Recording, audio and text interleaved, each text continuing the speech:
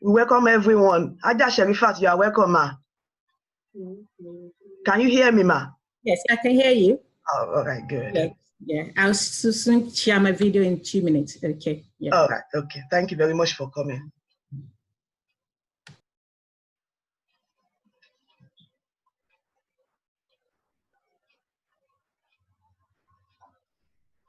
And Nat, we welcome you as well.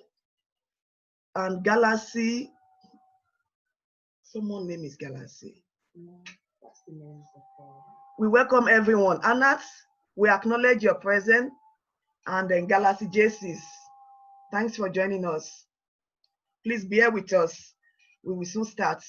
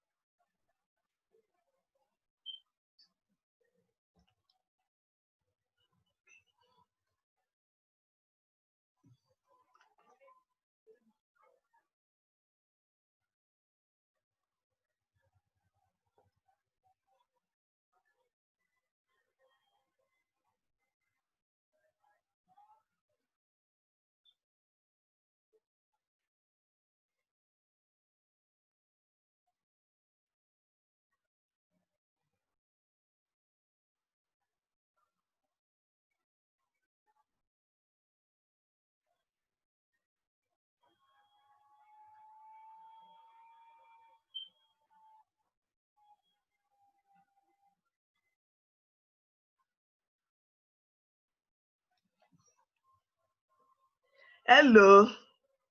Thanks for coming. Galaxy 30. Hi. Yeah.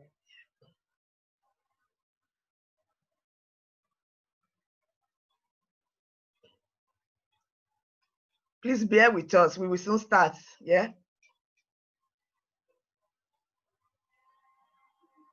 We're just waiting for some more people to join, then we can make a start.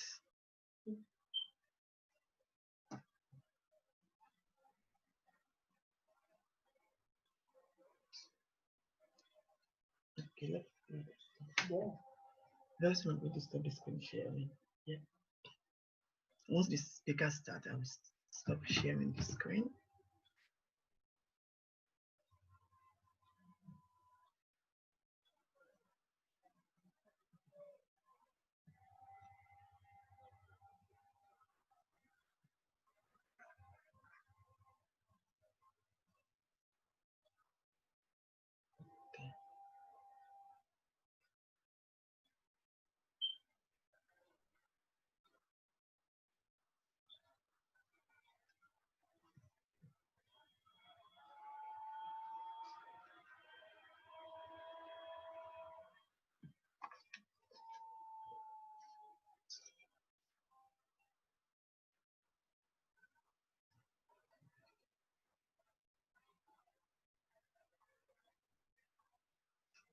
When it's 10 past, I'm going to start introducing.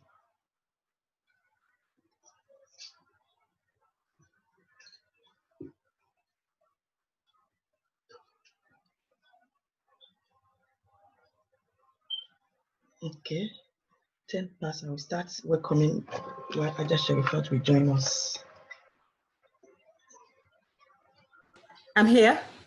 Okay, let me make a start, everyone. Thanks very much, Aja Sherifat, once again.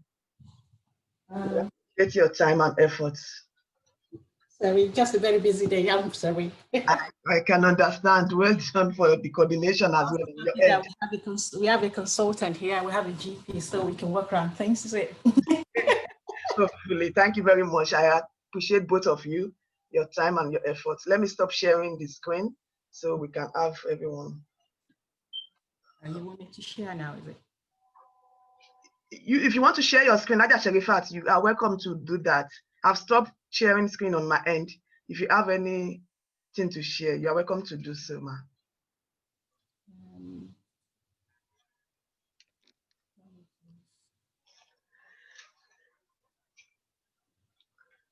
Okay, we make a start. I welcome everyone to Global Self-Education Platform, GSEPosium Relationship Health Talk Series, and our topic for today is Andropause, Menopause, and Well-Being. And for those who don't know me, I am Kafayat Kehinde Lamidi, and GSEPosium itself is a virtual lecture, just like what we are doing currently now. And we have our speakers, two of them in the room today, who have volunteered their time to share their wealth of experience and expertise with us. And they have up to 60 minutes for their lecture, including the talk and discussion. And then to set the context for what we are going to be talking about, let me quickly ask us a question. Do you think we choose to get or grow old? Please, you can contribute by typing your response using the chat room. Do you think we choose to grow old?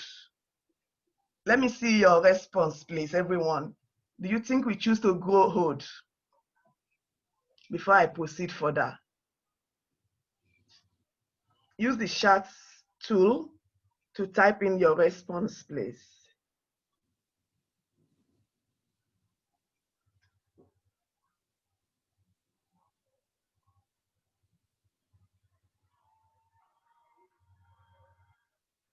Do you think we choose to grow old?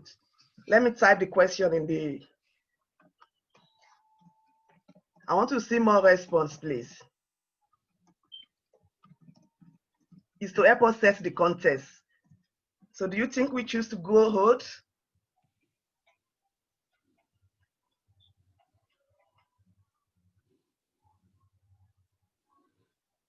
Anat, can you hear now? But respond to Anat, she cannot, if she can hear us. Respond.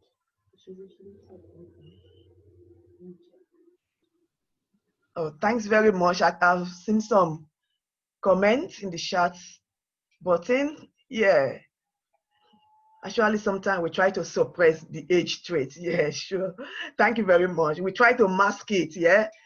For example, like using makeup for with the women, and sometimes, our men try not to agree or accept that we're actually going old. But definitely we do not choose to grow old, but aging is there. We will all get to that stage when we start to deteriorate, just like everything has wear and tear. Human being also, we have wear and tear.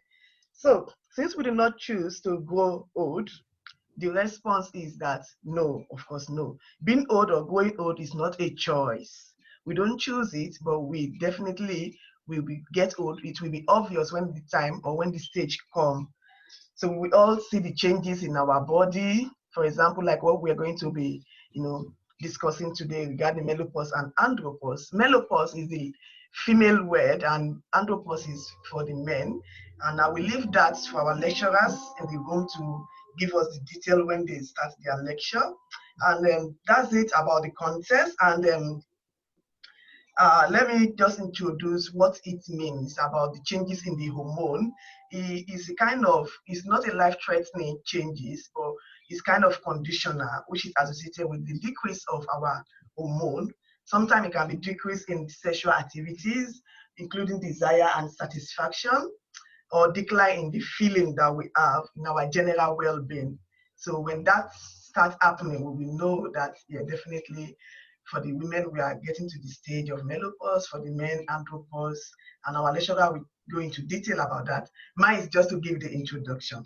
So, having said the contents, I will now call on Ajia Sherifat Mohammed Kamal, our first lecturer of the day, who will help us to shed light into the secrets, the hidden secret that we need to know about andropause and menopause. Ajia Sherifat is a pharmacist, and she is very passionate about family health as well as well-being, and that's why we are very lucky to have her today to help us to address the secrets that we do not know about regarding the pause world. So, Ajia Sherifat, please, the floor is all yours. Start when you are ready, ma'am. Hello, everyone. Can you hear me? Yeah, we can. Yeah.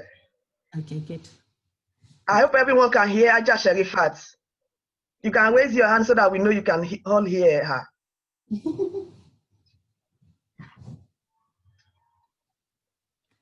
Okay, they can hear, yeah. Thank you very much. All protocols observed. My lovely sister, Dr. Lamidi, and everybody down here. I may not know everyone here, but those that I know, I said, hello, good afternoon, wherever you are from, good evening, good night, wherever you are from all parts of the world. We are now in cyberspace, and we connect every minute to everyone all over the world. And that is what we are now. And my dear Dr. Lamidi, thank you for giving me this opportunity. My aspect is to go in more in as an introduction. So an introduction, my own is just an introduction to this topic. I am a pharmacist, so I do more with management, treatment, and way to support when most of this thing comes on. And we have a GP coming on board, and I think we have another consultant on board at the moment. So my own is just to put an introduction in, tell you the treatment plans, management plans, both medicinal or non-therapeutic. So we're going into something that is around well-being. So I'm going to start from the well-being, then I go into Andropause, then I go into menopause. So I can go around that way, just whichever way it is. I know by the time our doctors and GP consultants comes in, they'll break it into pieces. So when we talk about well-being, we all know we say well-being and well-being, different perspective, different definition that will suit everybody to define what they want to be. But this is surrounded by our own physical, the way we feel physically, psychologically, economically, environmentally. So all these are the aspects and factors that determines what we are in terms of our own well-being. So when we're talking about well-being, we have to look into all those factors that contribute to our well-being. That will determine who we are, what we are, and the kind of situation we are emotionally, sometimes the kind of situation we are physically, the kinds of situation we are economically, psychologically. All those factors will determine the state of well-being of individual circumstances. Into it, we look more into our families as well. These affect our well-being, the father, the mother, the brothers, the sisters. And this is what is bringing us back. So we're going to go more into that aspect of the family. So we're looking into the male and the female. So we're looking into andropause and the menopause today. Okay, introduction. Just a brief introduction. We know when I was speaking with a colleague of mine yesterday, I was just trying to put this together over the last couple of weeks. I was just very, very busy. And when I said andropause, he said, oh, something we don't talk about. So we talk more about the female, the menopause. We talk about all those hot flushes, all those things that we experience every minute, every second, and we complain to the male partner, our husband, about what are we feeling after the age of 40, 45, 50, but we don't normally talk about how they feel in this particular aspect. So it's a very good opportunity to just open this up for sequential series of talk that will support our men as well, because as much as possible we have to continue to live together. So this is just a brief introduction into our andropause, menopause, and well-being talk today. Thank you for listening.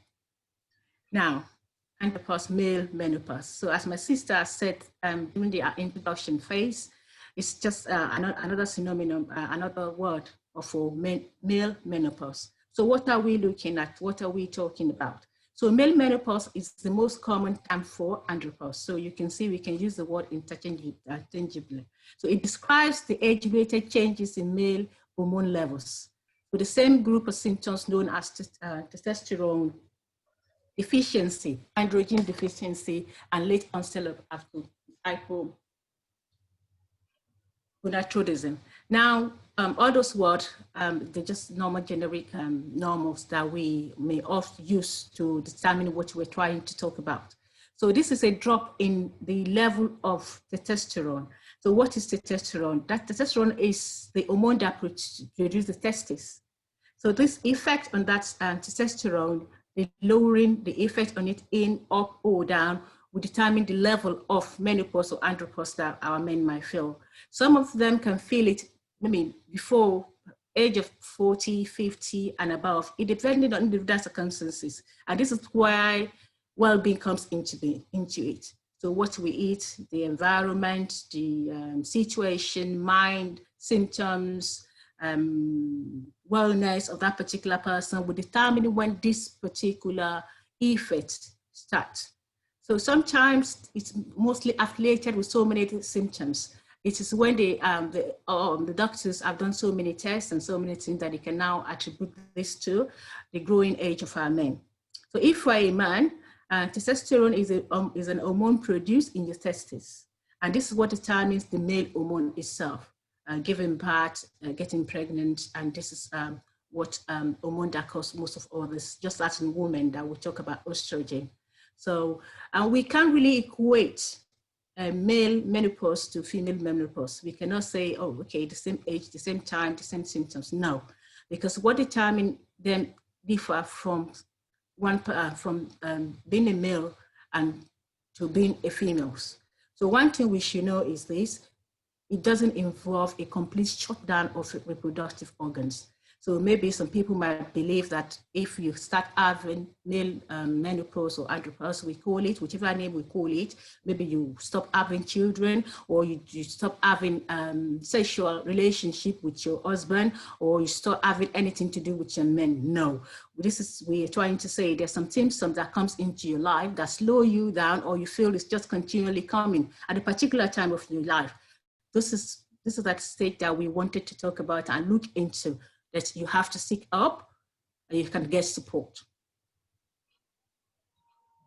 So what are those symptoms? Few of the symptoms, our sexual health specialist consultant can go into details into so many symptoms. These symptoms is not limited because some people come with different symptoms, but most of them are all related. So they can be physical, sexual, or psychological, okay? And as men grow older, they get worsened. Some people don't have it. Some get worsened as they grow older.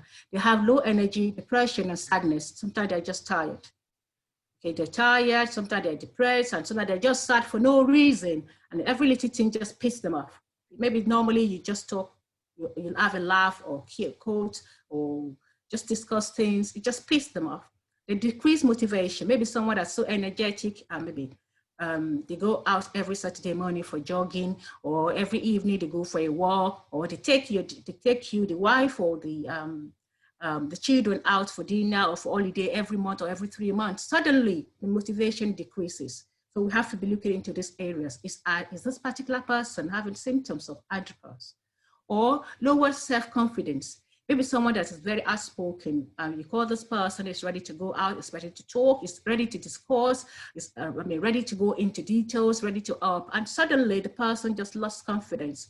They don't want to talk about anything. They don't want to get involved in the community anymore. They are just withdrawn back. We have to look into the symptoms of andropause.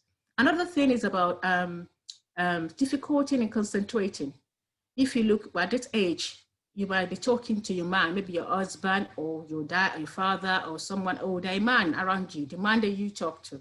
You were talking to them and you can just feel that they're not even listening. They're not concentrating. They're doing something else. Or they're particularly doing something that's a skills task and they're drifting into doing something else. So they're losing concentration.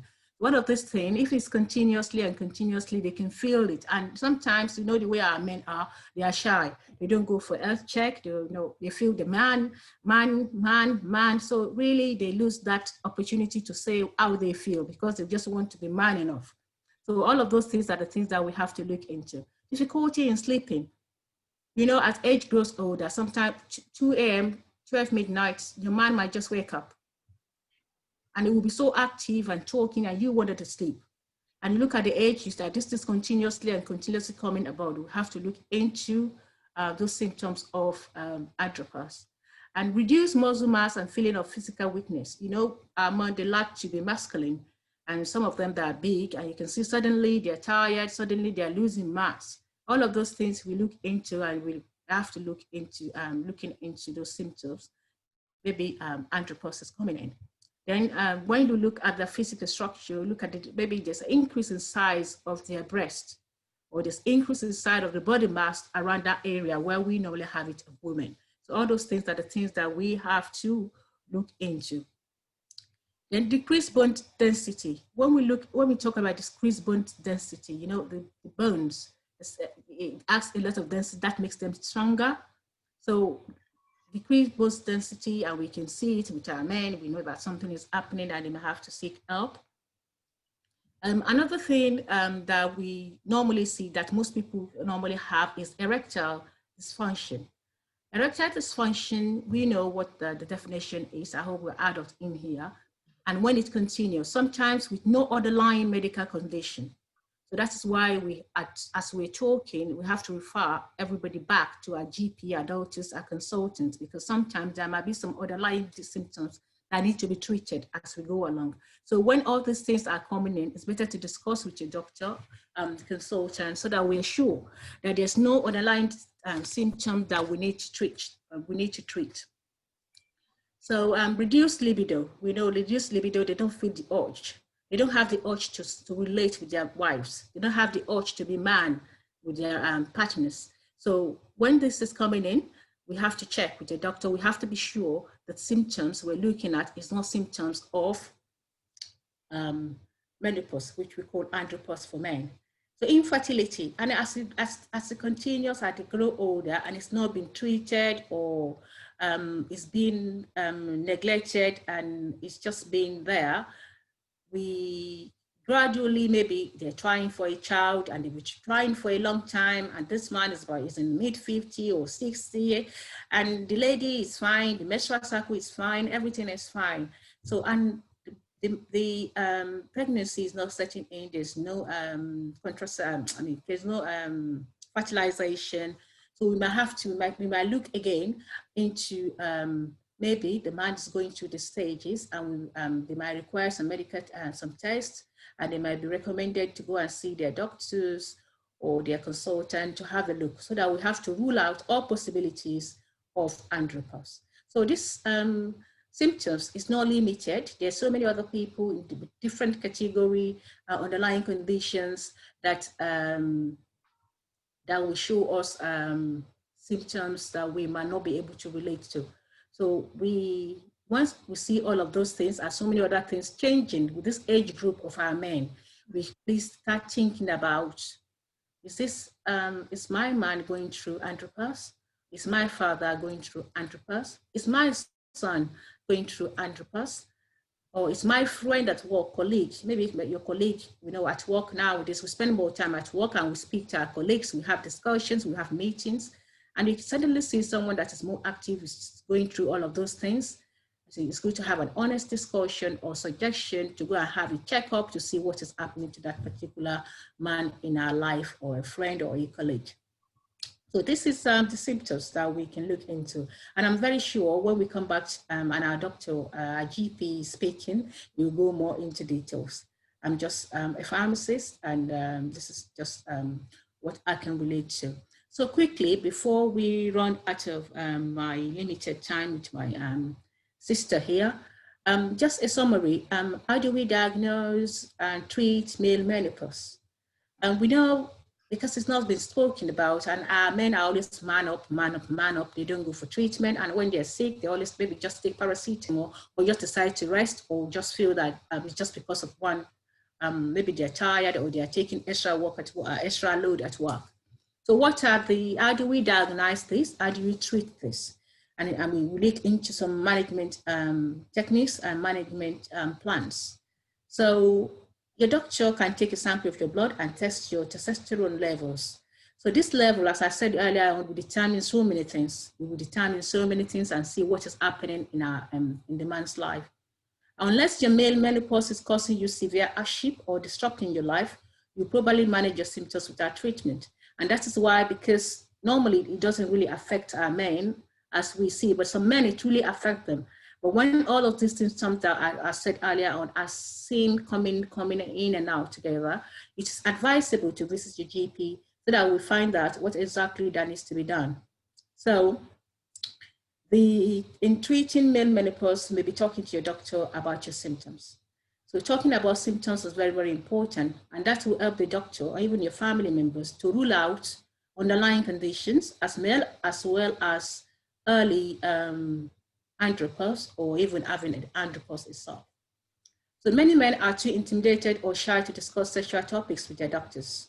We know this. So the women in their life, sometimes you have to open our eyes and look. Look for your son, look out for your husband, look out for your father, look out for your friend, and see if they're having a very fulfilling life. And the most common type of treatment for symptoms of male menopause is making healthier life choices. We know that in this country, this area where we are here, we're fine, we eat well. The only thing we don't do exercise. Because people, I don't know, we know people are joining us from all over the world. I come from Nigeria, an African background. Yeah, we may say that maybe because of the condition of the environment, people might not be eating healthy food. So not eating well, we contribute to this, and not eating well is eating well. We also support the treatment of this particular aspect of life of our men. So making healthier lifestyle choices, eating good food, vegetables, exercise, maintaining your weight, maintaining your diet, regular checkup, all of those things, sleeping at the right time, okay, and reducing so many things that is not healthy. Those are the things that we unconsciously, if you're used to that, we support this particular stage. And that's why it's more noticeable. And sometimes your doctor will recommend naturally when you go to them to continue to eat good food. If there's no underlying condition to be treated, so you eat good food, you take regular diets, you get enough sleep, and reduce stress. We know that the environment is stressful. At work, stress. At home, depending on the relationship you have with your partner, your wife, depending on what has happened within the family, we have a lot of issues. COVID-19 has brought about domestic violence within the father, the son, the family, mother, and that. So many things is happening nowadays. So if we are ruling out that, okay, we have to reduce stress. I know it's very, very difficult. It's very, to self-manage yourself to reduce this. That is why it's advisable to come to discussions like this. Do so many extracurricular activities, go out, talk, speak to people, listen to admonition that will support you. Read. Okay, as Muslims, we say we ikra. That's the first lesson that we have to do. We have to read, we have to learn, we have to read books and ask questions. And when we ask questions, things normally get better. So reduce your stress. So this lifestyle habit can benefit all men. And after adopting this habit, men who are experiencing symptoms of male menopause may see a dramatic change in their life. Okay, some that just check what you eat. It's not that you eat amala in the morning, every day, in the afternoon and night, or you eat more every day. It has to be in and out. Fruits, vegetables, water, a lot of water, exercise. If you drive every day to work, sometimes try to take the train or the bus. Sometimes walk to the station. Walk together every morning. Calculate your step. Use your step. We have everything on our phone at the moment. Use your stepping as guides. See how many walks you have done per day. So all of those things we support everybody, as well as us that are female as well, coming back to that. So all of those things are the things that we support our men to live a healthier life cycle. And consciously or unconsciously, if they are in this particular stage of life, they may go through it without any fears. But some people were different. Our system are different. Our body are different. So if one of our men is experiencing this, please direct them to the doctor. And if you're experiencing depression, we know there are so many signs and symptoms of depression that we know. It's not on this lecture that we're not talking about mental health here. But when people are experiencing depression, and at the same time, unfortunately, they're experiencing Andropause at the same time. So that's, and especially with men, because I can say categorically, men are not being focused on and they are not being looked after, because it's always about women this, women that. So the men I always want to be man enough to say, okay, I'm a man. So, and it's come to a state that whereby we start to look out for our men as well. And thank you, my sister, for bringing this up. So if any of our men is experiencing depression, the doctors might prescribe some antidepressants, lifestyle changes, and some other therapies that will support them. And one of the things that is most common and people normally, an option is an hormone replacement therapy, whereby if the testosterone is being reduced, there's some therapy that would be normally recommended that will support our men. So this is just my introduction, a brief guide into what we're talking about, male menopause and Andropause. So I know the second speaker will go into details into the clinicals, episode, management plan, and different episodes that they see in the surgery every day. Thank you very much. So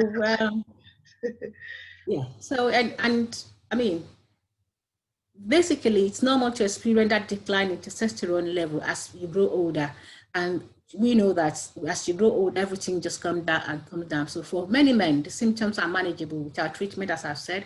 So if your symptoms are causing you hardship, speak to your doctor. They can provide recommendation to help you manage or treat your symptoms. Now, that is all about our men. And I've got how many more minutes? I know, yeah. So just couple of 10 minutes more or 15 minutes, let's brush about us. We know we have read about all of this, we know more about it, just to talk about it again and again and again. You know, our women, we're passionate about talking, and we're passionate about ourselves. We love ourselves so much. That's why most of the things about women, this, women, that, women, this, women, that. It's not because of that, it's because we take so many things on, silently, loudly, in between. We take so many things on in our system, outside our system. It's what we say that we hear, but internally there's so many things that we keep in. So that's why all of those things that we can add on to support us, we just take it as we walk along. So thank you again for giving me this opportunity to talk about our women. I'm an advocate for families, and especially women. So I love anything to do with women and their families. So menopause, we know that we've read about it, we've talked about it, we feel it as we grow older. And menopause is a time that marks the end of your menstrual cycles. I mean, at this moment, because of the life we have, everything has changed. In the olden days, I know our parents, they start late at the age 50 plus. And so nowadays we see it coming down to 35 and so. So depending on individual circumstances, the symptoms might set in at individual time in our lives. So it's diagnosed after you've gone without a menstrual period for a year. Menopause can happen in your 40s or 50s, but the average age is about 51, but it's still different. I've seen it starts with some people age 35 and some people is a bit low or longer. So individual differences and individual timings. So it's just differ. What are the symptoms and management? I'm a pharmacist. I do with symptoms and management, and I'm sure that when our doctors come back, it might go more into details of clinical episodes of menopause. So, symptoms of menopause in the months and year leading up to menopause, where we say it's called perimenopausal phase. I'm very sorry, I was supposed to put a graph here to show the perimenopause, then when we come to menopause and as we grow out of it. So those are the three phases. We have the perimenopause, we have the menopause phase, we have the postmenopause phase. So which you might experience different symptoms. And as with the men, as I've said, the symptoms are different from individual to individual. And irregular periods, vaginal dryness, hot flushes, chills, night sweats, sleep problems, mood changes, weight gain and slowed metabolism, thinning of hair and dry skin, loss of breast, fullness, so many of them. It is tailored to individual, which is different. Some people, the only thing they have is just hot flushes. Some is just night sweats. Some, they can't even sleep.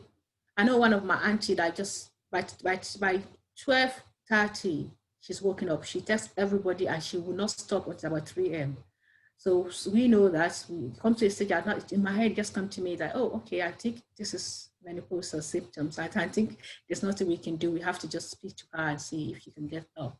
Mood changes, you can see weight gain, slow metabolism. Why do our women get fat? Most African women, we can see slow metabolism at that stage. When it's coming up, gradually you just realize it's not as if you're eating more, you're putting on weight. So the metabolism has reduced. And what is causing this? And if we go into tests with doctors, we can find that some of these things are related to that particular stage of our life of menopause.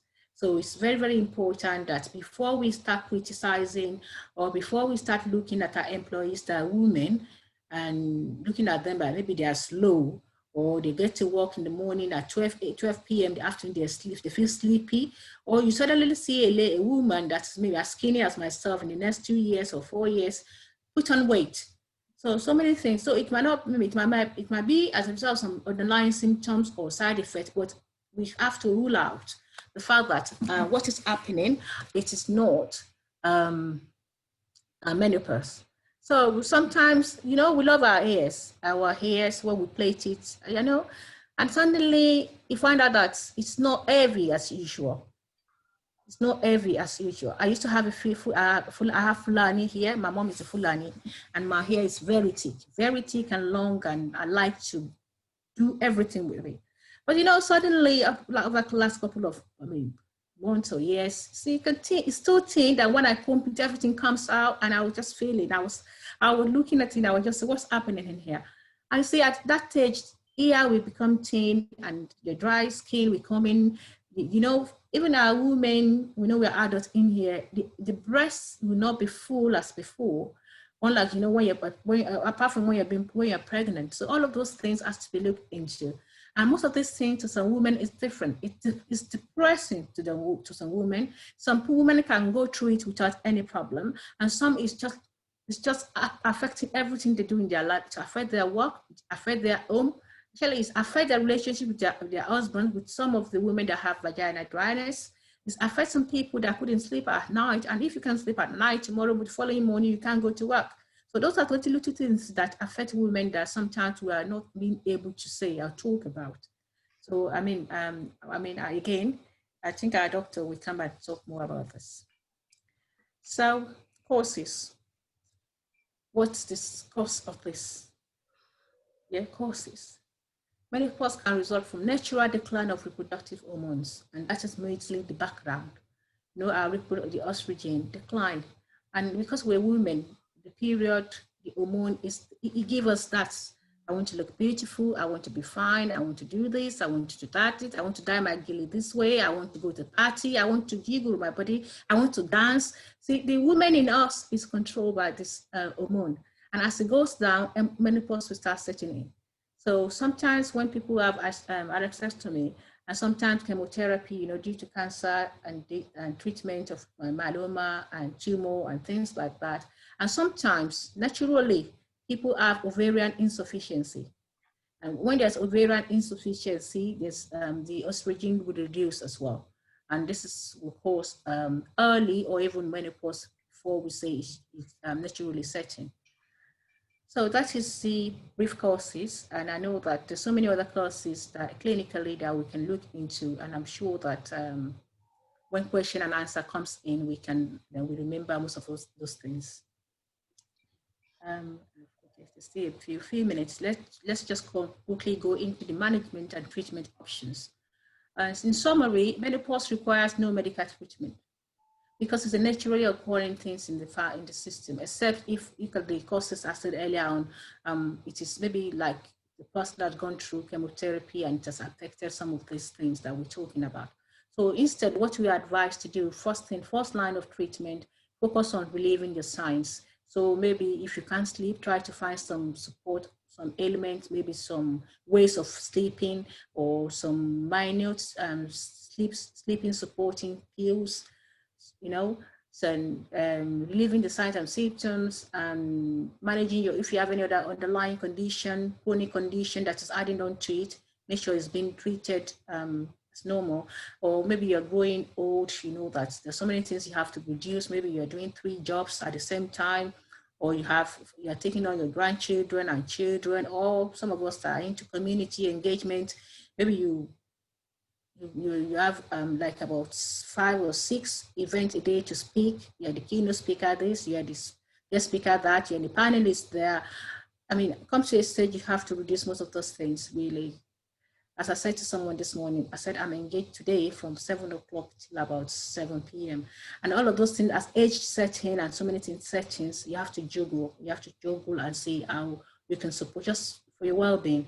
Because sometimes the brain is not as sharp as before, everything is not as sharp. The face, some people like me might look like but sometimes the age is still there and it will always be there. So therapy may include hormone therapy. We know hormone replacement therapy. Some of our sisters knows about the patches and the ring. There's so many of them out there. There's vaginal estrogen as well. And because of the way these affect our women, sometimes it presses them. And some of our women are recommended antidepressants. So with antidepressant low dose just to support this particular stage. Sometimes it's gabapentin, sometimes clonidine, sometimes medications to prevent or treat osteoporosis. I mean, most of all those things are being used to support the particular symptoms that you have, because it's different from individual to individual. So once you speak to your GP and your doctor or your family doctor, they know exactly what to do. They run some tests and see where the problem is and where it's really affecting you, and they recommend the best option for us. So and this is just the summary of the way the treatment options is all about. So I hope I haven't gone over time. And so this is just the basic structure and the basic introduction into androgen, male menopause and female menopause.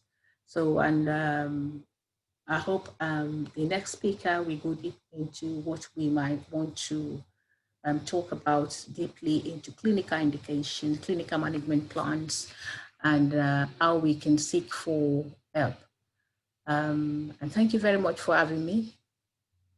And I hope we are able to support ourselves, our partners, the male in our life, even ourselves as women, as we go through the stages of our life. Thank you very much for listening. Thank you. Thank you for your lecture. We really appreciate that, ma'am. Thanks for your time. Thanks for your words of knowledge, for sharing your understanding with us. And we've learned so much just for the few minutes, almost 1 hour now. We thank you very much for that. And you pointed out that there's no medical treatment. Before I start to take questions from the audience, would you suggest kind of home-based support as couples that we can offer to each other, please? I mean, because this is hormone-based, both for our men and for the women, it's hormone-based and it's a system-based. So it's just to look out for each other. And I would say the natural thing, as I said earlier on, is more about what we eat. What we eat can change so many things.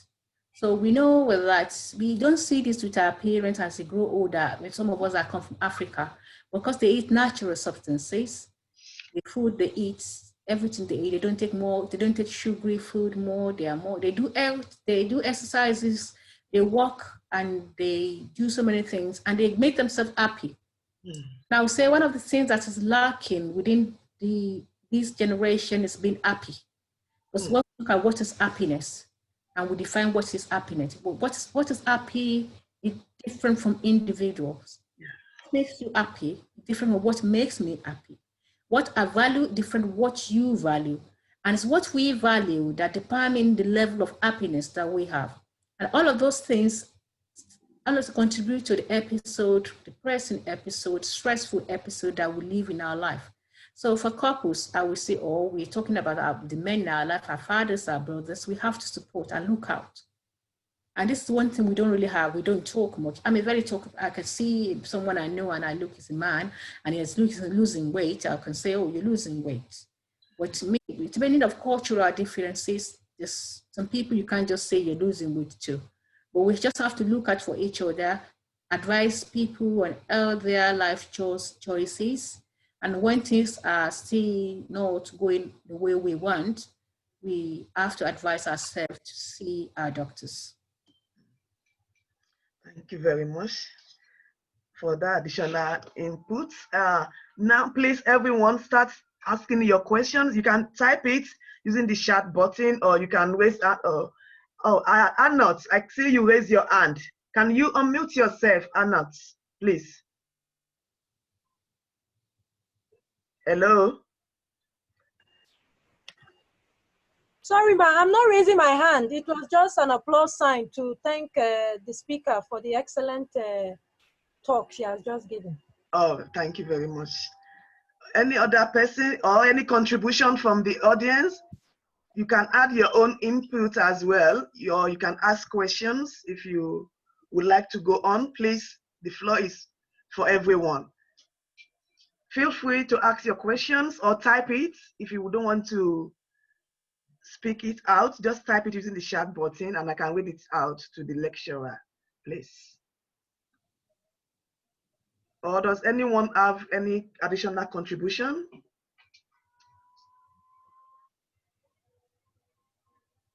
Aja Sherifat. Yes. You can carry on if you have any other thing to add on. People are a bit shy, and because your lecture has been, in depth, so we might not have much question, but you can, if there's any other thing you want to cover, you can just use the remaining time. Okay. One of the things that I would just say we can look more into as families, when we're looking into families out more, is about well-being of each other, well-being. So just to put teeth into what we're saying is that when we say the first line of treatment that we look into when we want to do therapeutic management, we look into non-medical options. So that's why we're looking at healthier options and like physical exercise and what we eat. So when we combine these two, we can put in well-being. What are we talking about? Everything that surrounds the well-being. If you look at the first slide, let me just go back and look, take us back and go through that circle of well-being. The circle of this well-being, we look into the emotional aspect, we look into the physical aspect, we look into the psychological aspect, we look to the environment and the economic aspect. All of those things that contribute to our well-being. I mean, this is the last stage. Okay, let's just use that at the last minute just to conclude that. And when we look in the physical well-being, when we look at ourselves, our partners, our family, children, husband, physical appearance, are we okay? So when we look into people, we know that yesterday, as I can see, when I'm happy, they know when I'm happy. When I'm not happy, people can say when I'm not happy. So the physical appearance, is there a well-being appearance that is normal to a particular person? Because those are the things that we show if someone is being abused, or someone is not happy, or someone is stressed, or someone is not, someone has some other conditions that families closer can look into that can help diagnose as a problem somewhere. And another thing is psychological. I mean, psychological, you know that this particular person is like this. And over this year, the person maybe the person is like someone that talks very much, or someone that is very, very good listener, someone that's very interactive person, or someone that's do so many things. And psychologically, you can see, you look at that person and you think something is wrong somewhere. Consecutively, you can see that something is wrong somewhere. So this is our area where we can look into and look out for each other and just suggest to see the doctors or some lifestyle changes. So another aspect of well-being is economic well-being. The effect of COVID-19. We know the effect of COVID-19 mentally has affected some people because due to, for example, some people are working from home. Some people cannot, some organization can't work from home. So they have to lose their job. They don't have economic capacity anymore. Some people cannot pay rent. They can't even feed their family, and they can't even support any other person that they normally support. So this sometimes has left into mental well-being to some family. So if we're looking at this particular person and is not well being treated, that the person is not well being looked into, nobody is supporting them, and they're at this stage of over 50 or 60, and they can reach early, menopause for either if they're men or female, the stress can just trigger and just affect the hormone level. Whichever way we can look into it. So well-being plays an important, is an integral aspect into our sexual life. So well-being, whichever way it is, economical, psychological, or physical, has to be looked into as well. What about the environmental influence? So when we're looking at the environmental influence, the environmental influence that we are looking into is how does our environment affect us? Culturally, what is happening within our environment? Look at it. You see, I mean, we know so many things happen in the environment. It might be maybe, it might be the school, it might be the workplace, it might be the high street, it might be the train station. I mean, that effect. It may be a particular effect, it might not be or any other aspect here. So we have to look into that as well, because if it's continually affecting a particular person, it can affect the situation and the system of that particular person, as a stressful, mental, whichever way. So all of those things are those things that affect the well-being of an individual, that all of us has to look into it, to look out for each other and support each other. Then socially, social well-being. We know we are fine. I mean, African people, we're socially, we do so many things like this, what my sister is doing this afternoon. And I mean, if there's no COVID-19, this is Saturday, this party from 4 to 10 p.m., this birthday party, naming ceremony. And in some people, if it's not traditional, we have children's birthday party, or sometimes at work, we go for dinner from work. Sometimes we go for lunch with our friends. Sometimes we go for dinner. Sometimes we organize little party within ourselves. So even at school, the children have their own time of socialization. So social well-being, is this person sociable? Is it mixing? Is it just all, is the person just as retracted themselves? So is this person as retracted? Is not, I mean, it's, yesterday I was telling one of my friend that we are becoming antisocial because I'm talking to him, he was using his phone. So the social network, again, now, the way it is making people antisocial. Look at Dr. Anat. Dr. Anat is a very close friend of mine. I can't remember was the last time I spoke to her, really. Because before, when there was no mobile phone, I know that I would just drive down to Thamesmead and see her before she moved down. All of those little things are the things that we need to look into that's affecting our well-being, you know? So the social aspect is very, very important. Some people, look at it, we have some, there's a group within my locality, we call it Elders Group. They're so happy. They have events, they have this, they have that, they do this, they go out, they go to greet each other, they organize talks within themselves. So all those things affect their well-being. They make them happy. They are happy. So so they support it supports the lifestyles as well. So all of those things are triggers that we need to look into before we look into the hormonal effects that causes all of this andropause and menopause. So when we're looking into so many other things, we put into that thing in the middle, the well-being. So at the person we're looking at, the person we're talking about, is the person physically okay? The person is psychologically okay? Is the person economically okay? And is this person we're talking about environmental? The environment, is it okay for the person? Is he living the right environment? Because it's just like when you want to plant a corn. If you put a corn in the wrong soil or the wrong environment, it will not grow. And that's just the way we are as human beings. So is a person living in an abusive relationship? Is a person living in a domestic abuse environment? Is the child that we're looking to take after, is he living in an environment that is not safe? So all of those things are the things that we have to look into. So socially as well, as I've said, we have to look into it as well. So all of these things contribute more into our health, our sexual health, and the way we are as human beings. So I hope we just a summary and introduction. Thank you very much for listening, Doctor, and thank you for inviting me. You're welcome. Thanks very much for that additional contribution. And now we have two questions. The first one, is there any advice that you could give, for like the pre-stage of menopause and andropause? What advice can be given to both the men and the women? Those that are at the stage of this. The pre-stage, the pilot to the menopause and to the andropause. So what advice? Pre-stage, which is different from individual to individual, depending on individual circumstances, I have said earlier. But the main advice is to live an healthier life. And if there's anything symptoms that you're experiencing, then you treat it as soon as you can. for both the men and the women.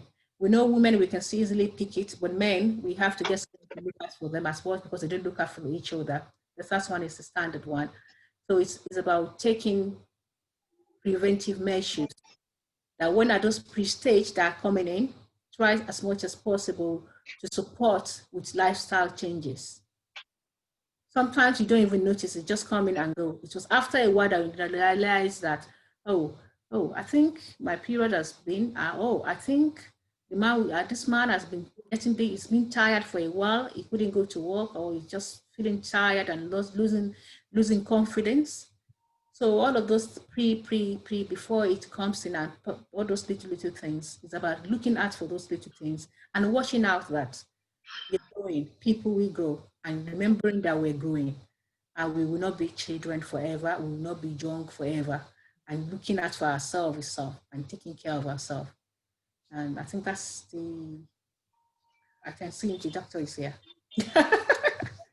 Thank you. The other question, I think you've already answered that, but let me read it out. Mm-hmm. This person asks, is there any specific age when someone attains the age of menopause, and does menopause stop one from giving birth? I mean, because we're different individually. So people can start menopausal symptoms, pre-menopausal phase, as early as 35.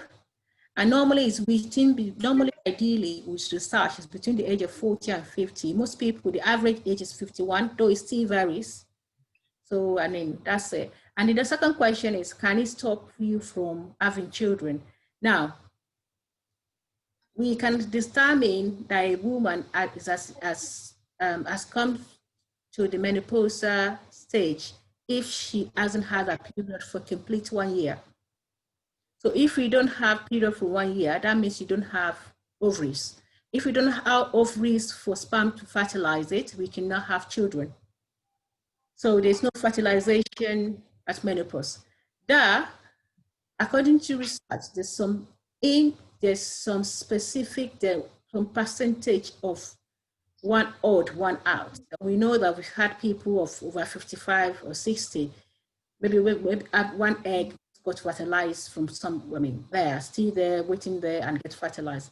But that is one in so many episodes. I mean, our doctors will be able to say statistics. I don't have statistics with me at the moment, but we're saying once a woman goes to that stage, no period, no ovaries, no fertilization, no pregnancy. Yeah. So I think that's it. Thank you very much. Thank you. Someone wants to say something? Okay.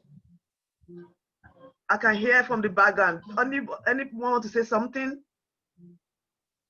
Any other contribution or questions before we proceed to our next speaker? All right, thank you very much, Aja Sherifat. And we hope you're still going to be around to the end of the lecture. Yes, I'll just pop out for about a couple of minutes. I'll join later, please. Thank you very much. You're welcome. Thanks very much for your time. We really appreciate your efforts, all your resources, preparing, coming to give us the talk. We have learned so much. Thank you so much for your input, ma'am. No worries. Thank you. Welcome, Doctor. Thank you very much. Thank you. Thank you very much. Thank you very much. I caught the last part of the lecture. Okay. Let me briefly introduce Dr. Tosin. With due respect, I'm going to call on our Dr. Tosin, our humble doctor. He's a registrar, and his other role is health coach as well as holistic coach, and he's also a podcaster and as well as a YouTube content creator. And Dr. Tosin has published 2 books. If you want to buy the first one, listen very well, everyone. The first one is called The Keto Hybrid Cookbook and for Nigerian Meals. So please go on Amazon. You will be able to buy Dr. Tosin, or is there any other platform they can buy from apart from Amazon? I'll type it in. If you're in Nigeria, it's on Cookbook. Cookbook. The ebook is on cookbook.com, where you can get books and courses. And the second one is called the Keto Smoothie Book. For those of us who like smoothies, please, you can buy that one as well as a supplement to the one for the meal. So while you're having the meal one, you cook your meal, then you have the smoothies as well. So as you can imagine that why we are so lucky to have Dr. Tosin on board. He's been very busy, as you can imagine, COVID-19 and everything, you know, at this period in time, and we still managed to get him here. We really appreciate, you know, your spare time to come and talk to us today. And Dr. Tosin have passion for promoting an integrative and holistic health, which is why we have him along with Aja Sherifat, who have just spoken earlier on. And we wholeheartedly appreciate both support from both of them. We appreciate their kind gestures because they are voluntarily. We are not paying them anything, but we pray that God Almighty reward them abundantly beyond our own human imagination. Amen. So Dr. Tosin will help us to provide exploratory insights into the age-related concepts that we've been talking about regarding the healthy living aspect, the vitality, the supplements, as well as the clinical episode. We, you know, put them, you know, squeeze them in, and we'll be able to learn regarding with what and how can we nourish our body and our hormones while undergoing both the pre and the post stage of the post.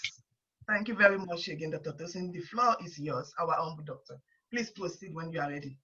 Thank you very much. Now, unfortunately, I didn't catch most of Haja Sherifatin, but it looks as if she has talked on menopause and andropause as well.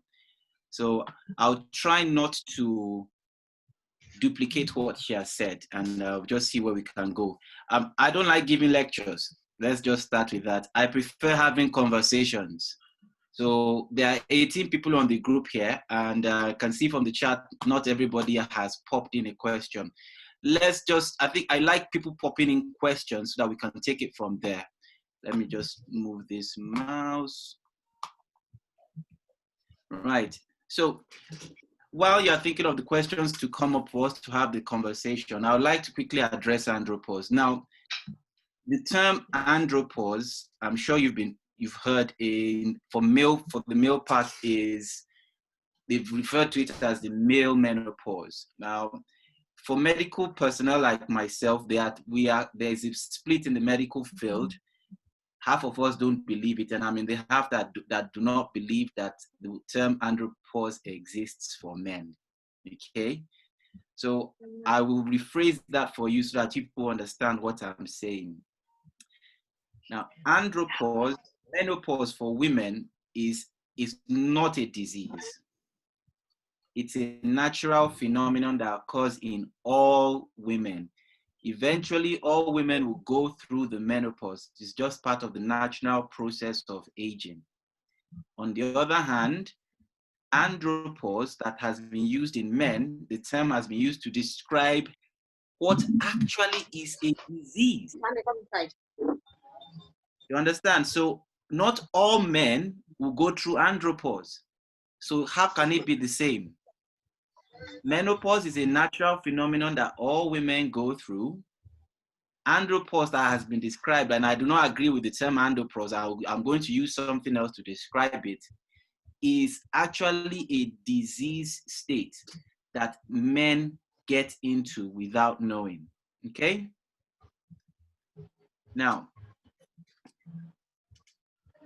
what people have referred to as, what do you call it?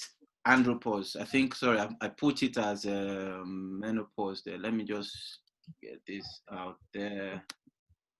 It's supposed to say andropause, but I think I've made a mistake and put menopause there. The men develop increased lethargy. They are getting tired. They are not feeling well. There's a low sex drive. There's a loss of what we call the morning erection. Then you see men gaining weight. That's when they have this all big tummy, and in Nigeria, or people say, we describe it as, oh, sign of good living, sign of good living. Irony, it's all a big lie. Yeah, they have hair loss, and I think Ajay has referred to the part where they have poor concentration, low mood, and low self-confidence. It usually sets in and starts coming in around the age of 40, predominantly more in the 50-year-olds, and sometimes you see it in people. We are seeing it now in the younger generation. What actually describes all this thing, there's one key factor, and that is the fact that they have low testosterone. Low testosterone is not just a natural phenomenon. Every man will have a low level at some point, but not so low significantly to cause the problems that we describe as andropause. Okay? With everything that they have, it's actually a low testosterone, which is causing problems with their cardiac, their liver, and their blood pressure. All those things link together and give all the problems we see there. The main thing that we talk about is that women know how to discuss their symptoms. They can talk with one another like, I'm having this symptom, or I'm sweating. It's menopause, you should go and see your doctor. But men don't know how to talk with one another. When men meet up to talk, what they are talking about is football, politics, money, how we that's what they are more.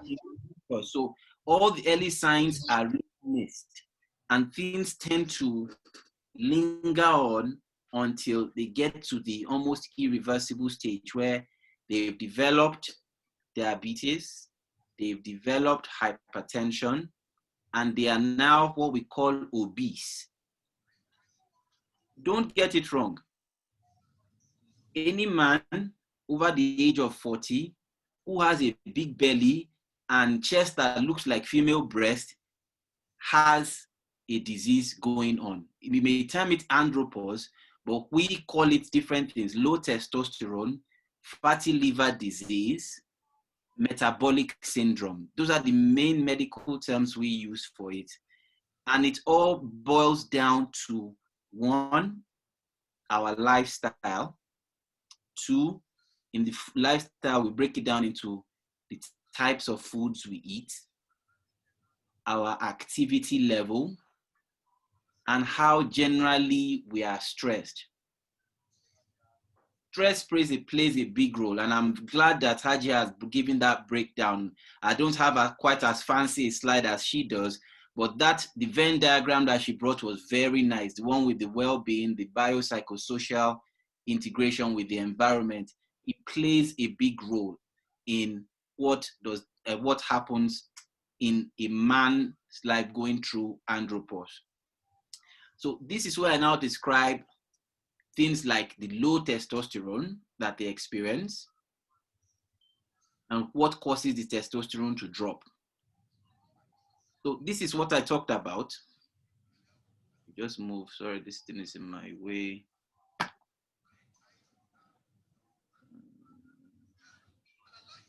Just need to minimize the video screen. There we are. This one.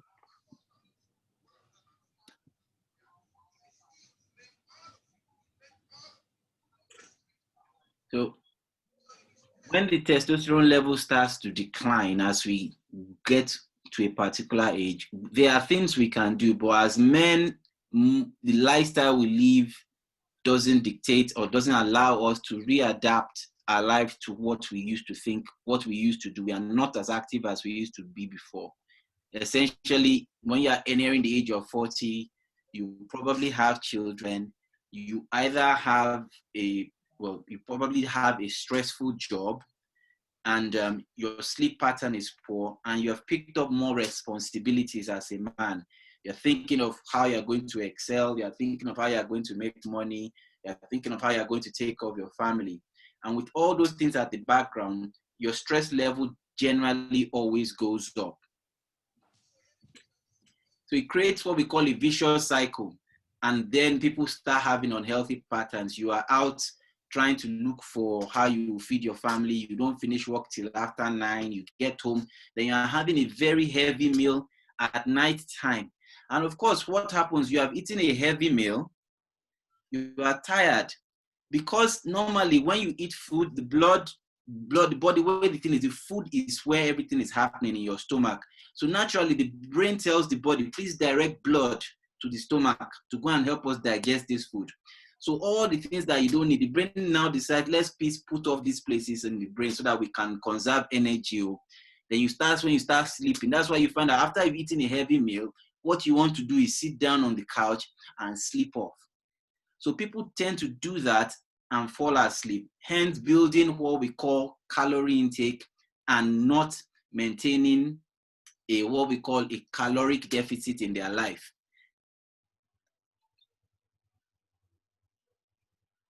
So everything leads to what we call a low level of testosterone.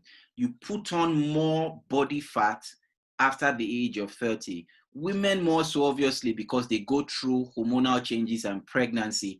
That really changes the body a lot.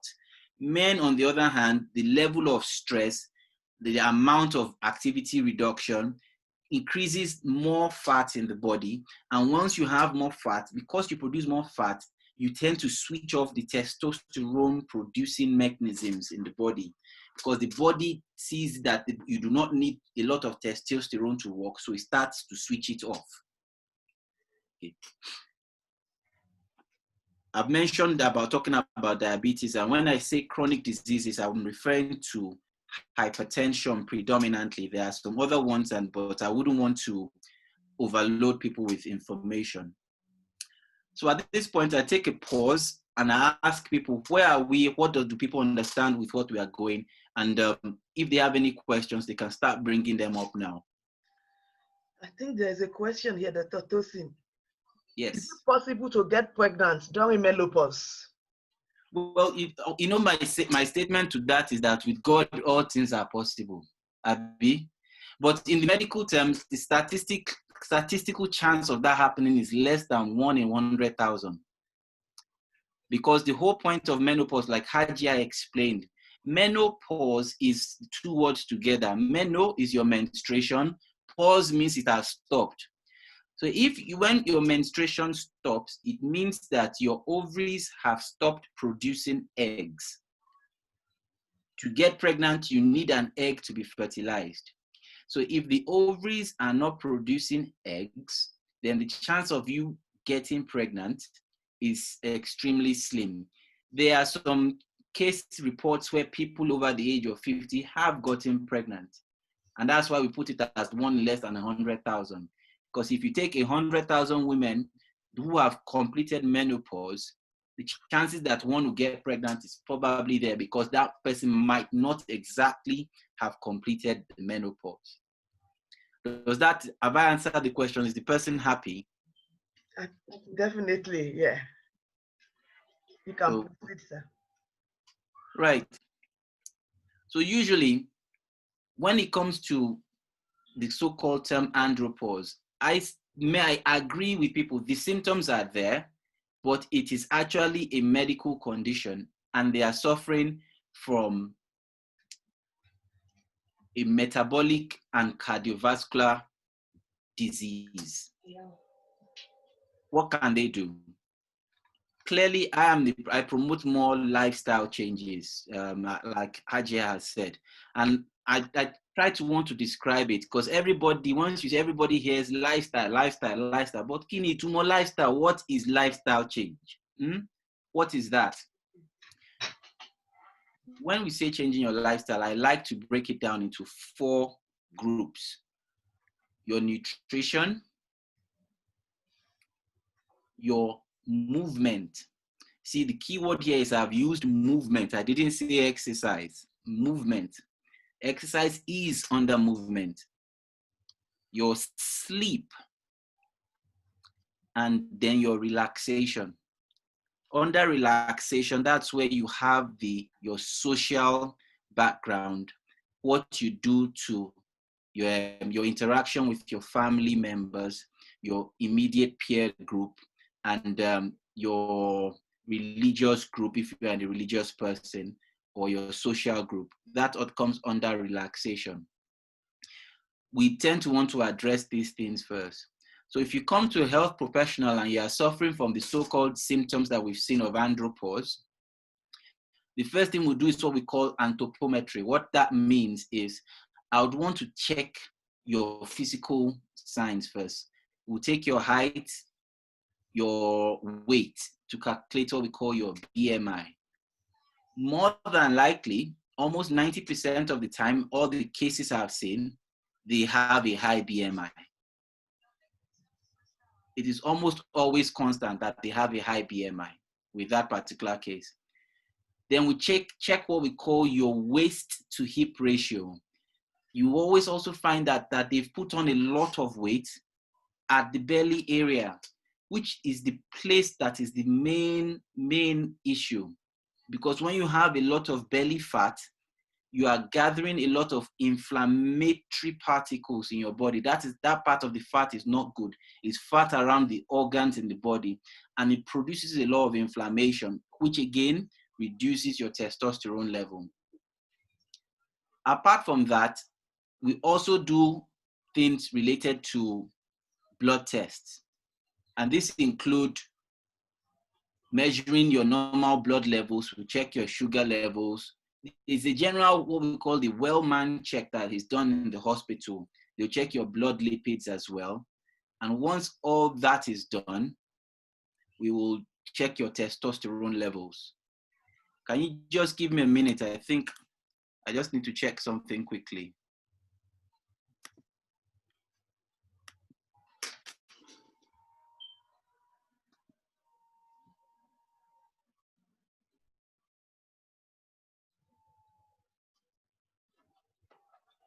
Is everybody with us?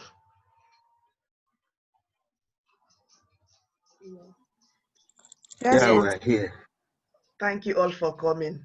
Thank you for your Yeah. time. Thank you too for inviting us, Doctor. Thank you so much. You're welcome. If you would like to join the WhatsApp group, there's a link in the chat tool. So please feel free to join if you would like, or you would like to share with any other person out there. The link is there available in the chat button. So you can click on it and you'll be able to join. Sorry about that. I had a delivery at the door and the guy was banging the door. We understand. So where were we? So yes, what we needed to do. So we've talked about lifestyle change, and we've talked about managing stress levels already.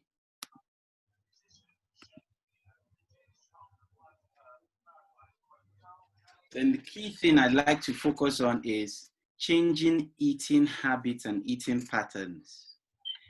This itself, to be honest with you, is a whole long discussion on its own. That can take another hour because it will take a process of reframing our mindset towards how we eat. But when people come to me, what we first talk about is we take a history, like I said, we do their blood tests. Usually, more often than not, the testosterone level comes back low. And then that kind of poses the question, this is low. They might also have some issues like what we call pre-diabetes. A lot of people have heard of diabetes, but there are some people that have not yet gotten to diabetes, but you already know that they are going to get there because of the blood test you have done. So you have to try, and those are the ones we want to try and catch and try and help them come back, not to get to that level. And we now have to address their blood. So we address those issues as well that present in the blood test. So if they are diabetic, if the blood test comes back at diabetic or pre-diabetic, we sit down and we have a discussion as to how to do that. And a lot of these things